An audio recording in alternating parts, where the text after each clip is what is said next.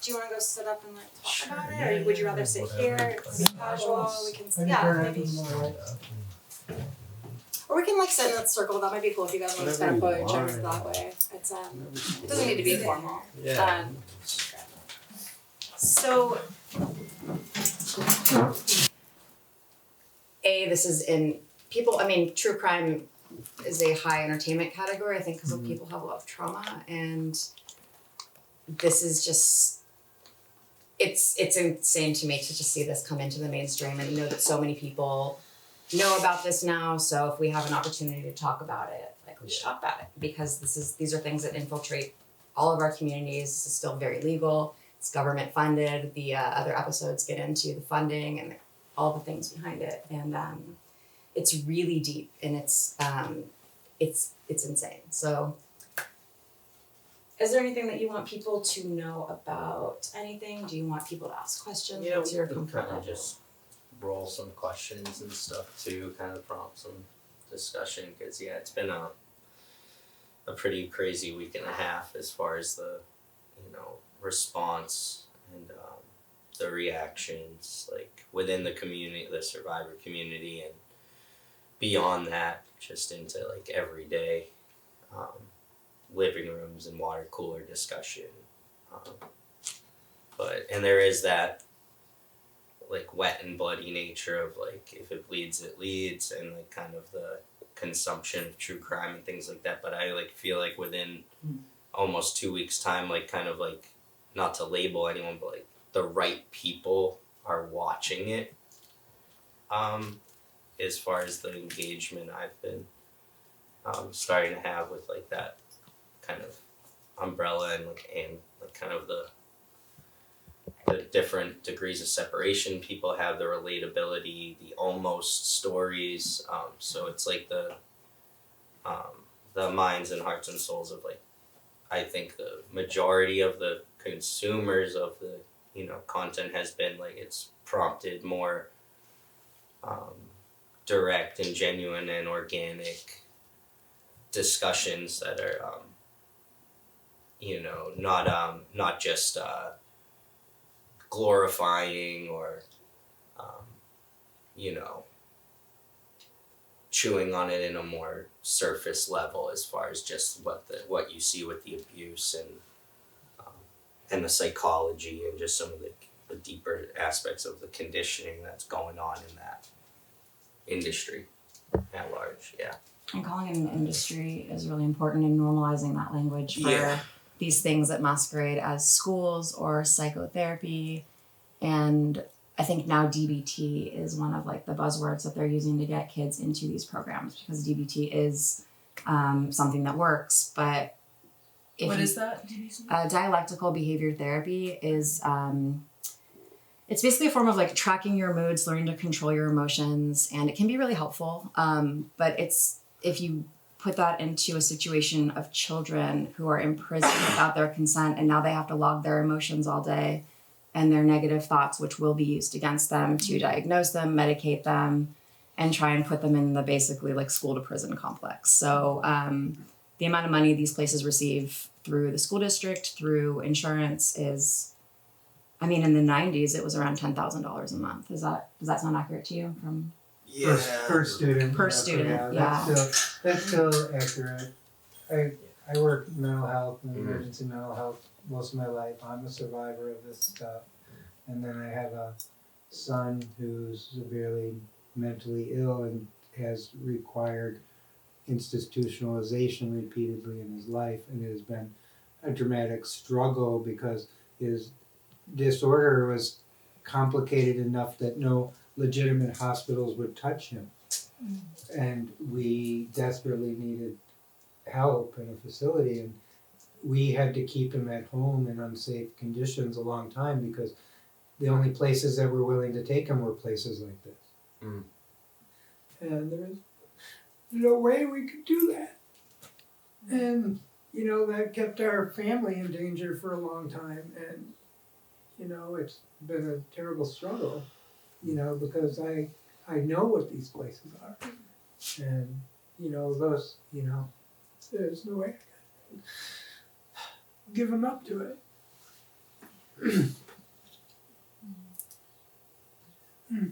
But yeah. Sharing that. I know like I know other people here also have like stories of like almost, you know, being or knowing people who have been sent to programs like this. And yeah, it's I mean, there's so much information. The rest of the series goes deeper into all the history and like how it literally came from a cult. And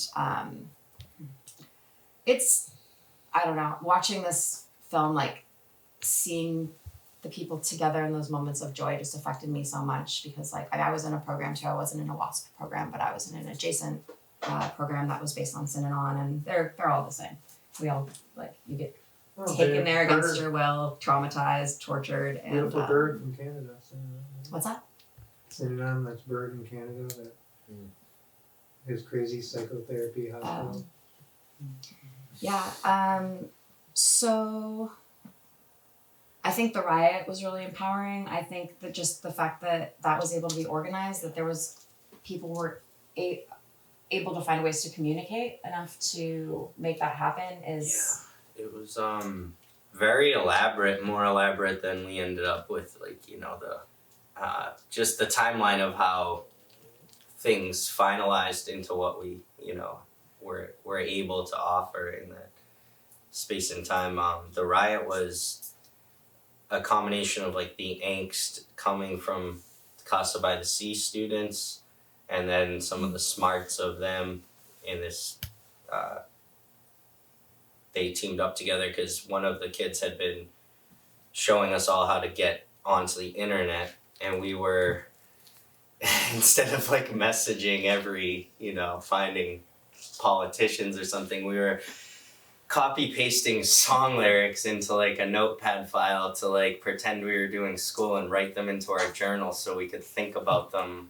You know, it was really like you think about like what was bringing us joy in this harsh setting. So that was that, and then there was a way for us to use the digital evaluations because the shift that I saw was like I straddled like those piles of paper, that analog, and then the digital evaluations, the digital letter writing, the digital review forms, like, and then that became easier to censor for them, but it also gave us the space to create this secret society where you'd manipulate the date. So we were in a review form back in like New Year's Eve 1969, and there was this open chatter going on that was organized like, I'm getting a can of WD-40 and I have a lighter that I got from night staff, we're gonna stash it till then. I'm gonna pull the fire extinguisher in my room that evening, we'll use it as a da-da-da-da-da, like, and that was able to like create this like, but that night there was like extra staff, extra quiet, stranger shutdown count off protocol. Did they like know? seemed like it, felt like it,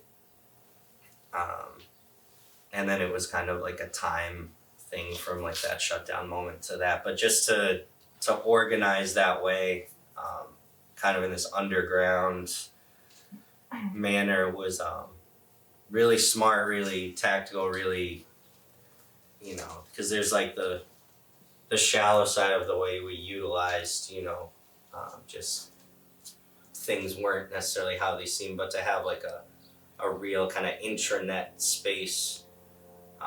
And you could only talk there. Like That would the be rest the- of the time you couldn't.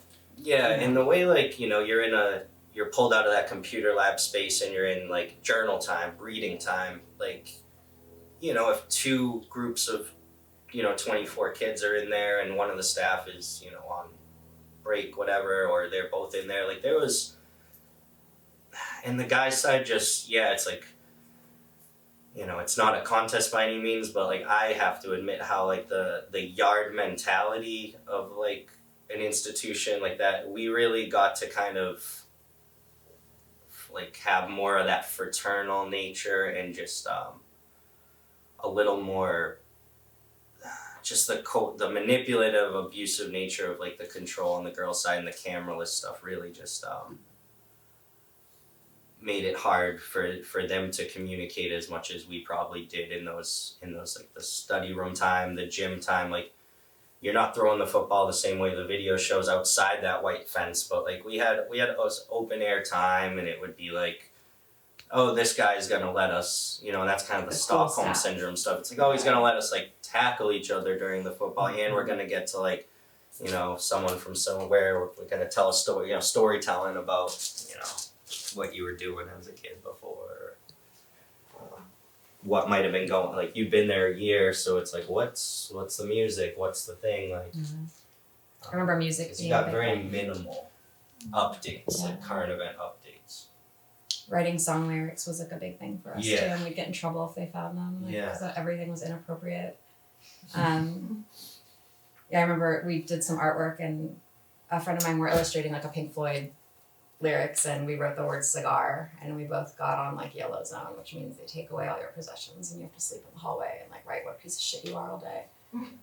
For writing cigar, and we like blocked it out with a building, and it was it's complete control, and it's just pervasive in our education system. So we didn't have cameras when I was there. We didn't have computers. We had one computer that we could use to research like career options under supervision, and I got yellow zoned for looking at the Fakir Institute of Body Piercing in San Francisco. And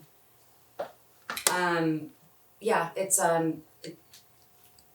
I don't know. Do you guys have any questions? I don't know. We don't have no structure here. Was religion enforced in either of your experiences? Was that part of the curriculum? So they were doing LDS related activities on campus at Ivy Ridge. We weren't forced, mandated, or exposed to any like Joe Smith 101, but as those privileges came, I mean, a lot of that exploitative like labor stuff, there was girls kind of like be around it or like watch the kids and like wear that Jesus mural and that little thing, like they would be like watch our kids. So we got closer proximity, and then it was like an option as that upper status. I never went towards it. Maybe a couple kids did just for the like, sit in a pew, like, be in a different room that you're never brought through. Change the scenery. Yeah, but there wasn't like a converted lot of us or anything at any time in like and even in reports of the times around like that 8 years. Well, a lot of these facilities and prison facilities and things like this that create these kind of control structures, while they're not allowed when they take public money to overtly impose and indoctrinate a religion, and the way you get around that so you can actually impose and indoctrinate a religion is you put it in the tiered system and it becomes a privilege. And then when you go to the religious classes and you engage positively with the religion and you convert to the religion, you get more privileges more quickly.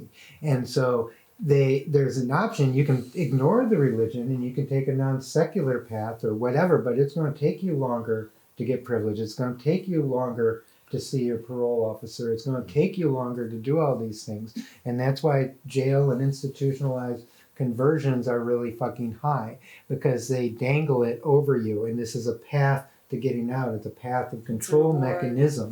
You get to choose it because they can't impose it, but they put it over you as the next step. So if you really want to exit this program, you're going to have to engage in our spiritual programming, and if you do that and you convert and you behave in the manner that we want you to behave and believe what we tell you to believe, then you get an exit pass quicker. You get privileges quicker. You get to visit your family quicker. You get to go out to the community quicker. You get to see your parole board. You might get parole. And you're talking specifically about like in the prison system. And From your also, experience. but also these nonprofit organizations structure them the same. So like you were saying, it wasn't overt, but there was classes. Yeah. Religion is a big part of a lot of that. Yeah. Like there's different. My program was all the staff were Mormon. Everyone in the community was Mormon. It wasn't a Mormon program, but there's a ton of religious ones, and they get around the laws in the same way. Yeah. And like parents have to sign over custody in some cases. So they're We didn't Mormon, have but privileges for religion. it wasn't a Mormon program, but they were all Mormon. Yeah, So- in our situation. Yeah, and they for- were all the Few owner bucks more. operators come from like southwest Utah and that like Yeah. the St. George Utah's the Hurricane, Yeah. Hilldale Hurricane. But the other thing was too, like, and I don't know if it was, I really think what it comes down to when you look at the economy and how they vet these areas, they actually brought like, hermanos or like mission work, like mission people to be our dorm parents, like these couple, like these blonde haired, and they were mortified and horrified and just completely, they're like in that area almost to the point of not eating chocolate, and now they got, getting yelled "fuck you" in their face. So I don't know if it was to make us think we would want to venture inside. I think it was more, that's 2 less townies we need to keep under our thumb as far as the way it, I think it just, if we can have them play house for a second, we can shift and just keep some, just keep our radar right to keep the money coming in. Yeah, so that was an interesting, they were really not there long, but that was Yeah, staff turnover is crazy in these places, and a lot of the staff, like you could see in Mistis, I think her name was, like just like narcissistic traits and like kind of disconnection and just joking about things that like were really, really harmful to people. And yeah, humor is always like a way to cope with that stuff too. So it's figuring that out. And I also think this documentary did an amazing job of just like lightening it, because we can't talk about it if it's too heavy all the time. And like, yeah, I mean, it's I don't know. I'm happy it's out there. And I think a lot of the things that, like, Sean and I met, how did we meet? Through the WASP Facebook group, or? There's groups of survivors that like found each other. Yeah, like was it around the Provo stuff? Probably. Yeah. And then kind of through like the art meets digital community. Yeah. Yeah. So in 2020, there was a protest in Provo, Utah with Paris Hilton and I don't know how many people. Were you there? I was not. So there were, I don't know about numbers, but I was there, and that's kind of when we started really like putting it out there. And it got some attention. Paris wrote a memoir. She has a film that's shows a lot of her experience in the TTI, and I think showing that somebody who comes from a place where they have like resources to help their child in any way could be talked into sending their kid into a cult and to be abused. And every single person that goes through here is like told their family what's happening. None of us are believed. A lot of us still aren't believed. It tears families apart. And they're in our school systems right now talking to school counselors about who might need some extra help. And they're called education consultants. And they can recommend these kidnapping companies that are totally legal to hire. And so I think, I don't know, now you know. And interesting, it's harder to run those facilities in the state of California. And so and I have intimate experience with this in the last bunch of years with my son in the school system and these recommendations. And they have consultants that they're recommending out of school or out of state facilities. Like there were so many Utah facilities that were offered to him. Wow. Right. And it's like, wait, he has mental illness. We need doctors. Is there a doctor there? No. We have a nurse practitioner that comes by once a week. Oh. What? You got what? Yeah. No. Medical neglect is like one of the biggest things. I have really crazy detailed stuff in my journals about it. Yeah. And it's crazy. And I think probably everyone here knows somebody who's like gone through this or was really at risk. It's just pervasive. And I wasn't. No. Question. Like we're hearing like horror stories. Yeah. What does success look like? Does it even exist for a facility like this? Like, what is the point? To make money. For them, for the facility? They're publicly traded. No. I mean, like. Yes. Who is out there right now saying like, oh, I went to, and man, it was. There's people that get right when you get out, when you're afraid of being sent back, you will be that person, and they use that against you. Because they recruit you for their commercials. I wasn't 18 yet, so and as a graduate, like I completed every psychological seminar. I did complete my schooling, even with like the fraudulent. Like I have a transcript. Where was I going with that? This is what success looks like, is what you're saying. Yeah. So it's fixed. Shit, I did lose my train of thought, but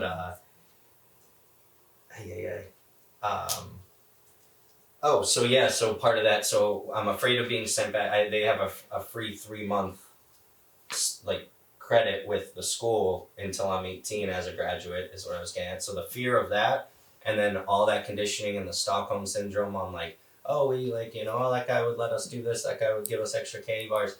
I was like, I didn't see a path to like be in society, so like I started to like condition myself to think like, oh, okay, I'll go room and board and I'll become a dorm parent. Like, so that was what an initial burst of success looked like, with like the Kool-Aid drenched on my body, the kind of the fear of serving the community, the normal real world. So that was like, and then I'm proud of myself and who I am, but it's not been like a very pretty decorated path. There are even with Catherine being in TV film and social marketing for that, like having like school and career, like that is very successful, and Alexa participating in a lot of like NGO related things and a lot of women's rights and a lot of broader activism and humanities campaigns and stuff. Those are definitely like, there's a lot for us all to be proud of. There was a lot less of an ability to find the microphone, and with the documentary too, like we're all starting to realize where we can all give flowers to one another, toot each other's horns, see the success even in the opaque nature of some of the windows we're looking into each other's lives now, in this like less connected but always bonded kind of no expectations demand. Are there parents that are like kind of snapped out of it and realized what this was about, that have helped you with bringing attention to this? There are, for sure, definitely. And even just some of the chatter from her father through the documentary, another one of us that's in its mom, like that gives some, maybe even some influence for more parents. But yeah, there has been a lot of more activity, and then also friends and stuff that are parents now to young kids, like just that have more they're fired up just as with a different lens on life. But parents of program kids, there is some good support going on, And the opposite. and the opposite. And like that was like my mother, it'll be 10 years she passed this March after unexpected, and combination of mental and physical health, and an awakening too. She just was programmed till the end to, if I kind of ran out right on turning 18, that 3 months thing, whatever, and panicked. And so when I'd go to the home, she would just like apologize, cry, just profusely, be broken down. And then my dad's side of things, which like we're still kind of in debt on a few hours of conversation and stuff since he's watched this and everything, but I found a clearer path to really be able to be friends with my dad. But it does involve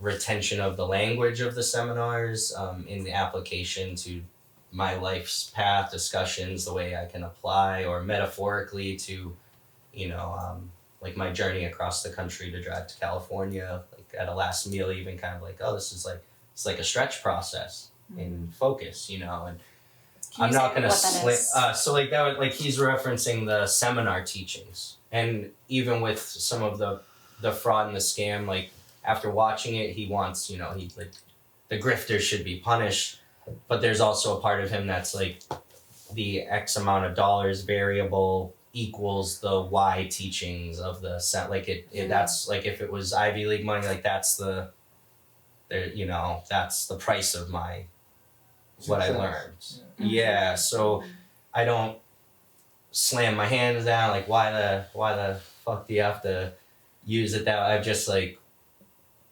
made my own sacrifices too, and it's like when I was drinking, or if he was brewing beer with his buddies, we'd chat about, hang out around, go golfing, like go to Mo concerts together, so you know what I mean, and do things like that. And I just like found a space, and after my mom passed too, like kind of confided all the things I would as a mama's boy to her, like kind of rebriefed him on the chaos of the post-program life of mine, and I like that space we have, but I know I'm longing for more, and I'm afraid of finding like the way to blaze the trail. And like after this coming out too, nothing delusional, but I have dreams and aspirations and intentions of my own personal growth potential and family relationships, and I still don't see it being worse than what I just described, but I am getting these waves of and I'm proud of it, but I'm getting these waves of kind of like the 10 fingers up for my peers and watching them really ascend right now with the power and the resonance and the impact of the doc, and kind of like looking into this hypothetical position where I'll have to find more peace being where I've like worked to be and how I have like, you know, coped and acclimated. So you know, it's a little, and I'm very numb to a lot of that side of it right now. That's a question that I have, which is like I have a friend who went to a program like this, and she still really struggles in a lot of ways. Like, how can we? And then now maybe with those wounds and just memories being cracked open again with this documentary, how can we support our friends? Watch it, watch all of it, learn about it, tell your friends that are parents. Yeah. Talk to a teenager, you know, like show them what they're seeing. Tell teenagers you're like their weird outfit. Yeah, like the ally nature, the solidarity nature, I think like probably would be safe to say like don't feel you're gonna smother or suffocate or you know, create distance in your solidarity and your support in a more and then even little things like just opening that door, mentioning that like you can listen and hear, and you can be approached as opposed to like you know, like sometimes when someone you love and care about too that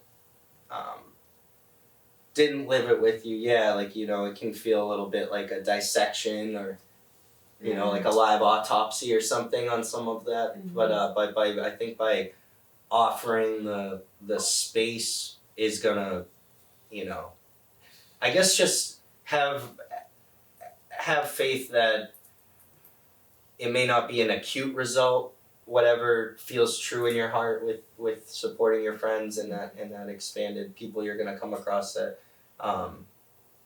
like it's a marathon, all of this, the grieving, the healing, the managing the CPTSD, like so just have some faith in the timeline from a linear standpoint too, and know that it is like very valiant and brave of you to be proud and supportive of some of the unknown around what is the next steps for us, quote unquote, too. Recognizing CPTSD, like symptoms, like for me, I shut down, like there's certain things that make me shut down, like write like forms, you know, because when you've been forced to like write things that are scrutinized and then have you kidnapped or whatever, it's like I've never been able to fill out a grant like really without it being like, oh, it's due in 5 minutes, I'm vomiting something because I'm hating myself for every time I do it, even though I'm eligible form for so writing many is things. very short, concise, with no language that can be like misinterpreted. It's but like It's things, all very short, and so I also don't get a lot of positive responses because I'm just like, I need the money to make art. yeah. Can you explain a little bit more about it? I want to use paint. I have a question. I was curious, like, in terms of the making of this, but I'm thinking of that in terms of like the protests and media and conversation that has led to the making of this as well, and that's included in this. How has that experience and it being broadcasted helped you either evolve or reclaim some part of this experience? For me, going to the protest changed my life. It started my whole documentary that I've been filming, dragging this herd across the country, watching it fall apart. I went back to Island View with it, which was my program, which now is a lawsuit for false imprisonment. They changed their name after one of Dr. Phil's kids got their arm ripped out. So it's like, it's a whole thing. Dr. Phil's Dr. Phil kids? sends kids to these programs. Okay, He gets somebody who sent them. kickbacks for sending kids. The non-doctor. who's When they say diagnosing send them to people the on TV and ranch, sending them to this is the ranch.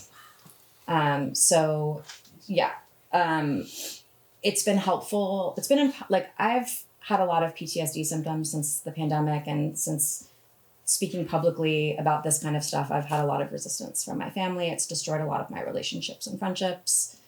Put makeup on and confidently speak to like state legislative people about my experience, and they were doing testimonials afterwards on the, I forget what it's called, some lawn by the White House, and like randomly they just asked me if I wanted to speak, and I was like, yeah, and then like, okay, you're first. And it was just like, I was a person who was just so, at that point, which was only a few years ago, like everything was great, like art, whatever, and then all this stuff kind of started coming up, and I fell apart, but I think through this and the validation of this, because no one is going to call me a liar. Like, these are the exact same facilities. The names are there. The records are there. I have my records. I hopefully can put together my journals on these things to show medical neglect. And for me, it's almost like an apology, like, because I'm still traumatized and I'm like, okay, this is why I'm like this.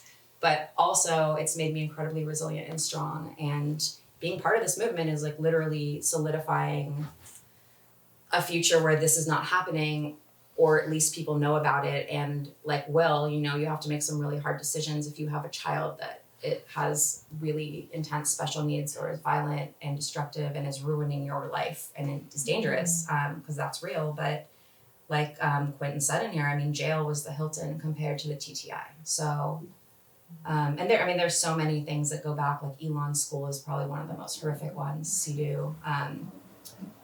I'm going off track, sorry. But yeah, I think like for me, just seeing this, and like I'm in some stock footage of like the protests that are in this later on, and it's just seeing myself in that, it's really surreal. And it's also just like, I like did that. I put myself out there like that, and I'm taking action, like even if I'm not able to like really post about it or do all these things, like I'm showing up, like boots on the ground. I'm gonna put myself in this fight, and that really stole a big part of my life. So I think it's empowering. I just talked a lot. No, yeah, but no. So I have this very like, in the whole, like, I'm going to, document it fully, but I have a very like strange long-term post-program and building relationship. This very cathartic, activist, art therapy driven process that started in 2011. That's 5 years after I got out in 2006. I went up towards the building. I was crippled at the grassy knoll by this like strong energy and just like broken down to tears. So I like drove the 6 hours back home, and then 2 years later, 2 urban explorers found the building while exploring the shut down parts of the psychiatric center in that town, and they went in. They found our group, so I found them, and I was like, can you like hold my trauma while I step through this window, pretty much. And that was like how it all started. And then in 2013 I opened the filing cabinet drawer, and those discs were labeled, dated with names, and we went back to the hotel room and started getting them to open up. And it was and then that led me to try to whistleblow it, like tell the North Country politician, write the building owner, tell the truth, and try to say, hey, this is, and then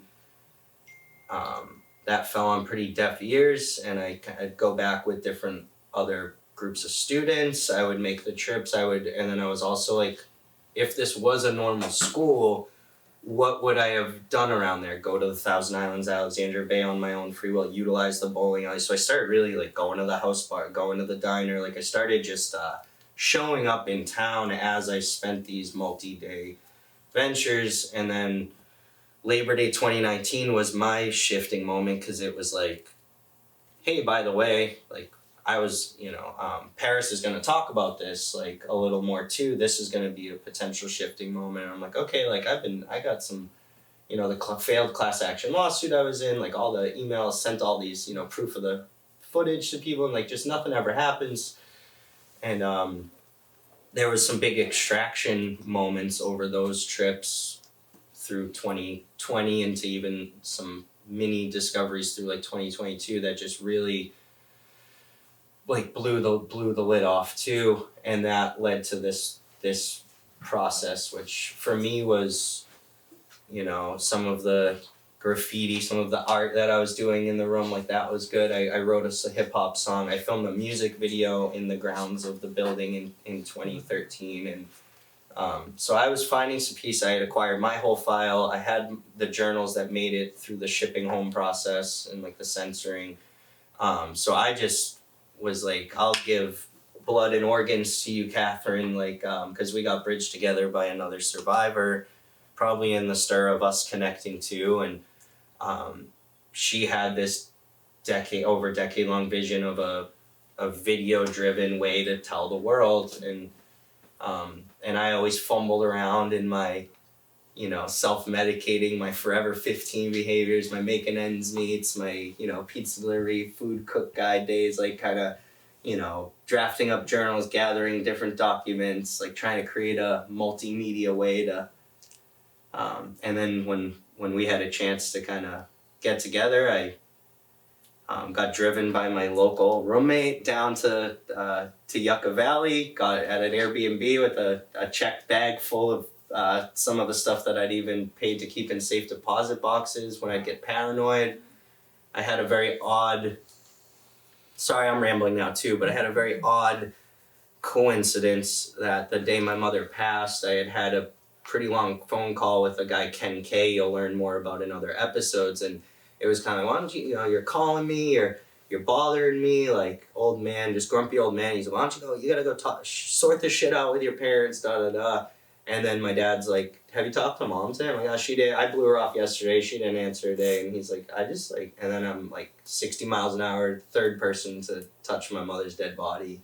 And that fucked me up. So from 2014 to 2019, I went into this very, like, I whistleblowed, I sent these, like, I had let a few survivors even, remotely pull the whole lot of it a couple times, because I was like, if you can, and then I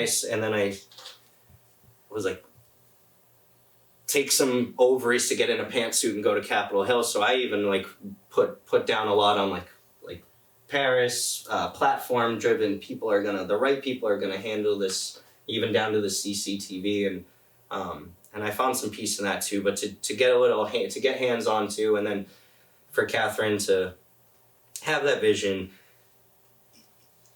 to be an extension of her greatness in that, to be like an instrument in the orchestra and the composition, and then to get to have the music play the bands how I kind of describe it, and have like that moment to have some of my own story in this short amount of time, that in all the footage and all the string notes and all the raw, it means quite a lot, and I'm proud of her, I'm proud of all of us, and there's exponential and rapid power going into all of our hands, and yeah. Laws are changing. Yeah. And they have been for a while, and hopefully it's more than just show, but like, it's crazy that so many people have to just publicly air the most crazy trauma and be vulnerable like that in order for people to pay attention.